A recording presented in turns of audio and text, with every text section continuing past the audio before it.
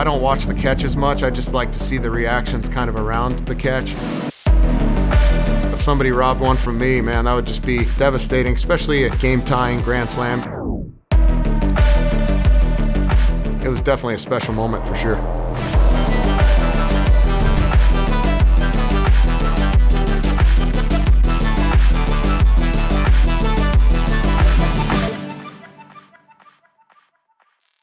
With Chicago and Milwaukee at that time, like both teams were very competitive, so it was almost like one of those things is you want to set the tone.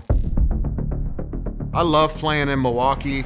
Milwaukee not being too far from Chicago, so we're getting a lot of fans there too, and you get the Cubs chants and the boos following that.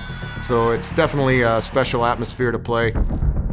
And I don't even think in that situation that I had started that game. Milton Bradley was in right field. He ended up getting hurt, and I came in to replace him. So that might have been the first or second inning of defense that I played that game. The Cubs lead the Brewers 6-2. And here is Ryan Dempster. 76 pitches he's thrown through 4 innings. Drilled out to center. It'll fall in for a base hit. So the hitter, he's walked twice, now he's got a base hit. Here's Ryan Braun. Dempster hit him. He hit him in the back of the left shoulder, and the sacks are packed for Prince Fielder. When Dempster hits Braun, nobody on that field is happy about that situation. But Demp was always an aggressive pitcher, and I think that in general will always make you a better defender. And as a defender, you made some amazing plays. Like the one in Washington? Yeah, what was really special about that play is that's my first month with a new organization. Cubs and Nationals tied at 2. Ryan Dempster has settled back in. Yeah, he has. So here's Felipe Lopez. I knew he was a good hitter, and I just remembered the count. So I put myself like in a little bit better position to make that play by deepening up a little bit, just almost expecting a ball that's driven in that situation. And like all of that anticipation just allows you to get that much better of a jump. That ball hit well to deep left center field. Back goes Ray Johnson. That ball over his head. Reed will dive, and he made an amazing catch. There's a point of no return, and I got to that point and decided in the back of my mind that I was just going to make a play. I just like to see the reactions kind of around the catch, whether it's Dempster, you've got the guys in the bullpen with their, hands on the chain link fence there looking through. Yeah, it definitely felt great. And that hit him. And now Fielder comes up with the bases loaded, and he is the possible tying run. 84 home runs the last 2 years. He has never hit a grand slam.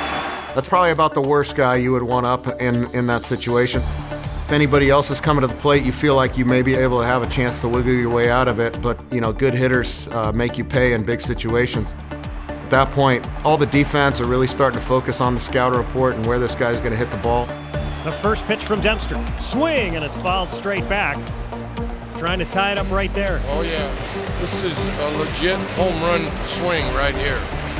He's not afraid to pitch in, right? So you always, as a right fielder, you have to be always aware when a left-handed hitter's up to the plate that there are potentially some balls that could come pull side, especially Prince Fielder. The 0-1 inside. Wow. Fielder turns away, and it's 1-1. Demp, he's going to be aggressive, and Prince knows that too. So at that point, it's just a battle. So the Brewers trying to come back. They could come back all at once here with Fielder at the plate, down by 4. When a home run ties that thing, fans, they know the magnitude of the situation and who's at the plate. As a defender, it's easy to concentrate. So here we go. 1-1, hammered into right field, way back. The ball that's hit that high, I knew that that ball had a chance. There's a high drive, deep right field. But as an outfielder, you're like, I'm going to get back to the wall, play it out. Back is Johnson. And if there is some type of miracle, hopefully we can make that thing happen. Racing back is Johnson at the wall. Get up, get out of here. He caught it. He makes a spectacular catch. He robbed him of a grand slam. I'm almost surprised with myself. Prince got everything into that ball. He swung at that ball with his body. He wasn't off balance. So you're already anticipating the ball's going to be over your head probably. I'm tracking that baseball and looking for the wall. I don't have that luxury being 5'10". I got to dig my foot into the fence, and you can kind of see it propels you just a little bit further. He caught it over the wall.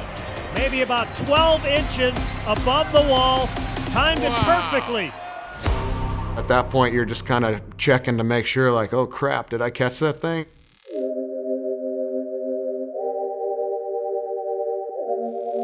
Prince kind of, hey, nice play, and there's an appreciation there. And I know in the back of his mind, he's probably saying some things we can't repeat, but he'd do the same to me if he was in the outfield and I hit a ball like that. Fans will come up to me and talk about the catch in Washington, D.C., and then they talk about the catch in Milwaukee. My favorite is the catch in Milwaukee. We win that game, we lose the game in Washington, D.C. Walking out of there with the win, that's always the most important thing. So it makes that catch even more special to me for sure.